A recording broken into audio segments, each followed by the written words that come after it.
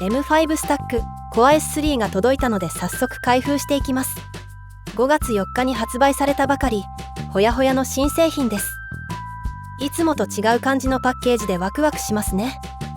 使い道は特にないですが、まずは買ってみました。賞味期限があるわけではないので、欲しいと思った時に買うのが正解です。出てきました。当然ですが、縦横のサイズはこれまでと同じ 54mm です。表面の見た目はこれまでの M5 スタックとあまり変わりませんね。ホルダ用パーツとレンチが付属しています。いつもの USB ケーブルはないようですね。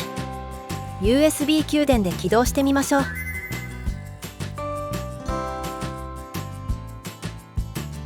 機能盛りだくさんという感じです。コア2と比較するとほぼ倍の厚みです。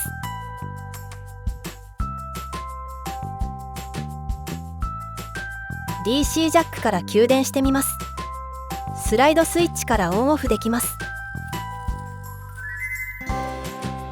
Core S3 の目玉機能といえばカメラでしょうか。思ったより画質が良いです。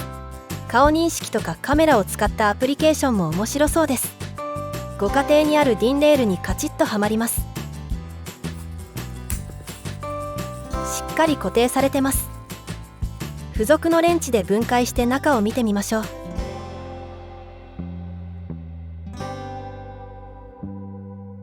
上下でネジの長さが違うので戻すときに注意です。中はこんな感じ。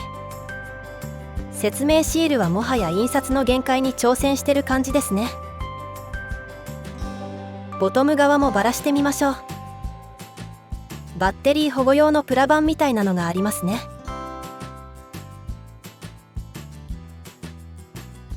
リポバッテリーはコネクタ付きのものになったようです。とりあえず顔だけスタックちゃんにしてみました。皆さんもいろいろ試してみてくださいね。